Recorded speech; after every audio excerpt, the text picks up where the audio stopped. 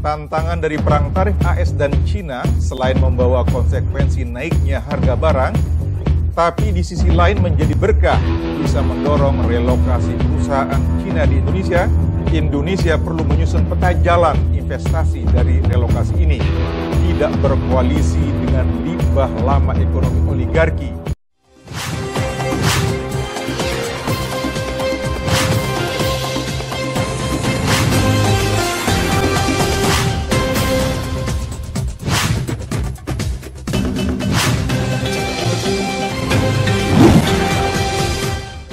Assalamualaikum warahmatullahi wabarakatuh. Selamat berjumpa kembali dengan saya Buniyani yang akan membacakan satu berita untuk Jurnal KBA.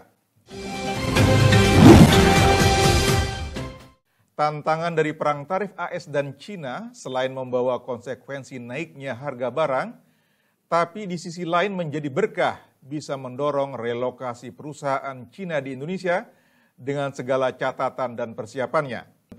Indonesia perlu melakukan perhitungan yang bijak dan kalkulasi yang matang menyambut potensi relokasi industri ini. Indonesia perlu menyusun peta jalan investasi dari relokasi ini, tidak berkoalisi dengan limbah lama ekonomi oligarki. Indonesia perlu pandai-pandai menyeleksi dan mengarusutamakan investasi dari relokasi ini di sektor padat karya, sehingga pada akhirnya mampu mengangkat ekonomi rakyat.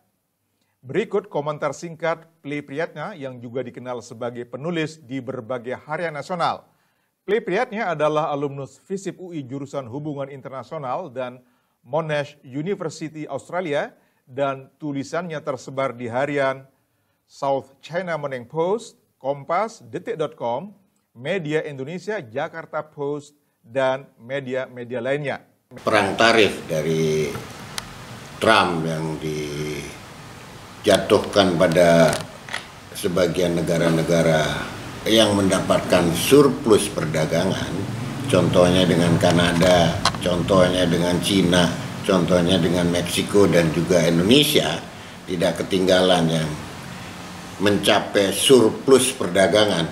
Karena menurut saya lucu juga nih Trump, semua negara yang bisa memenangkan perang ekspor impor itu menjadi ekspornya lebih banyak, marah dia.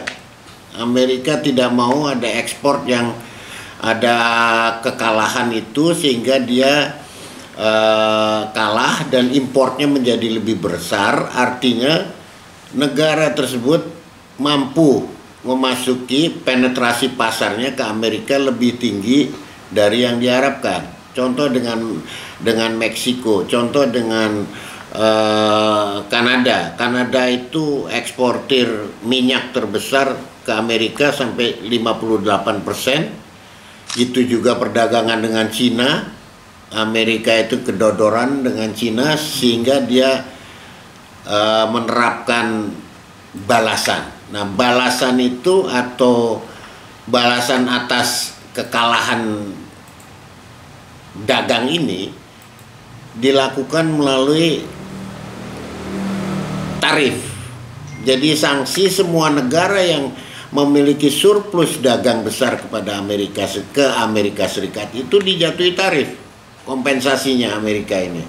Menurut saya juga kurang sehat karena semua negara tentunya bertujuan untuk menjadi surplus kan setiap perdagangan. Nah, di sini ada hal yang lucu tapi sekaligus memang menunjukkan fakta bahwa tarif ini menjadi bagian dari kebijakan Trump untuk mengkompensasi kekalahan dagangnya gitu. Contohnya itu tadi dengan Cina, dengan Meksiko, dengan Indonesia. Indonesia juga surplusnya besar sampai 31 miliar dolar ya. Dengan Amerika artinya sekitar berapa triliun itu ya, 30 triliun mungkin, 3 triliun lebih lah. Jadi di sini ada posisi yang membuat bagi Trump, membuat kondisi yang terancam. Karena kalah dagang, dia mintakan kompensasi kepada negara-negara lain untuk dikenakan tarif tinggi. kita surplus. Salah satunya kita ketiban pulung juga bahwa ekspor udang kita yang sampai 3, sekian juta itu kena tambahan tarif sekitar 6,3%. Nah itu sudah kita kena dampaknya dari kebijakan Trump. Sementara kita juga belum melihat yang lain, ada hal yang lain, ada ekspor kita misalnya dari produk-produk elektronik ataupun besi dan logam, juga selain dari komoditi pertanian, itu tentunya menjadi sesuatu yang sedang kita tunggu. Tapi ada berkah di balik ini semua, bahwa kabar dari negara yang mendapatkan tarif 10% untuk masuk barangnya ke Amerika, dia sudah merencanakan, contohnya Cina, akan merelokasi pabriknya ke tempat lain. Nah, salah satu destinasi tujuan dari relokasi karena tekanan tarif Amerika ini adalah Indonesia. Selain Indonesia ada Vietnam. Nah, kita di sini harus mampu memanfaatkan momen perang tarif ini untuk bisa mendapatkan relokasi dari perusahaan-perusahaan Cina khususnya untuk memindahkan ke Indonesia gitu.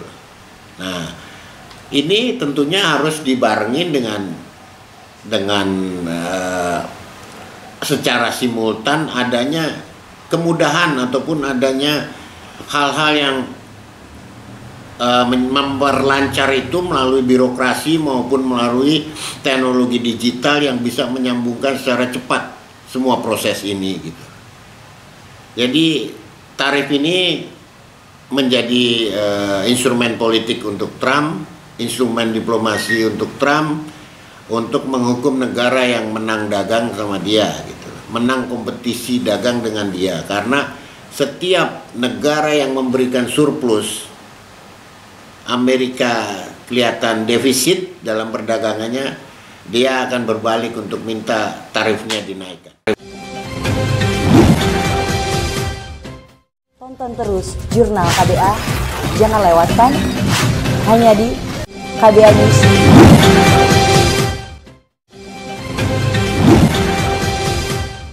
Terima kasih. Satu lagi, apa dampak atau apa relevansi konsekuensi dari meningkatnya perusahaan-perusahaan Cina yang akan merelokasi industri ke Indonesia?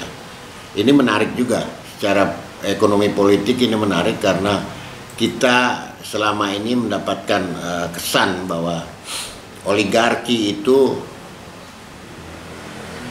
cukup mencengkram dalam proses ekonomi kita, dan semakin besarnya masuk ini dengan masuknya industri-industri baru dari Cina ke Indonesia atau dari daratan Cina ke Indonesia, ini tentunya akan menambah satu peluang, tapi juga menambah satu limbah lama yang akan bisa berkembang, yaitu masuknya kekuatan ekonomi oligarki dari Tiongkok yang ke sini. Ini yang tentunya kita juga harus perhitungkan dengan bijak, bagaimana kita bisa menyeleksi itu betul masuknya kepada investasi yang kita butuhkan, investasi yang padat karya, yang banyak mengangkat ekonomi rakyat untuk bisa mendapat keuntungan. Tonton terus Jurnal KBA, jangan lewatkan hanya di KBA News.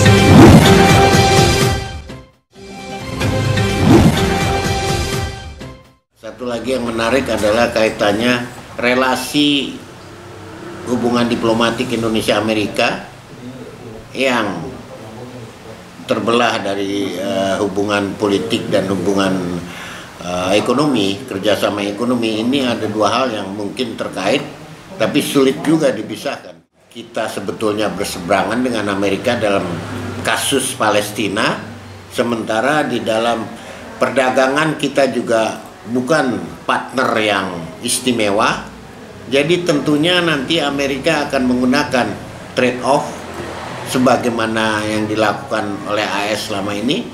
Selalu ada à la carte, politik à la carte. Dia menu berdasarkan menu yang diambil, dipilih-pilih yang menguntungkan Amerika, Amerika akan lakukan itu. Nah, ini à la carte-nya. Apakah dengan dukungan kita kepada Palestina yang demikian besar akan semakin membesarkan jarak ekonomi Indonesia dengan Amerika, jarak kerjasama ekonomi Indonesia-Amerika, dan jarak kerja investasi Indonesia-Amerika. Jadi di sini yang tampaknya kita harus mengantisipasinya ke depan, melihat bagaimana singgungannya, bagaimana jarak yang akan terjadi dari keduanya. Tonton terus Jurnal KBA, jangan lewatkan hanya di KBA News. Demikian satu berita untuk Jurnal KBA dan sampai jumpa pada kesempatan mendatang. Wow.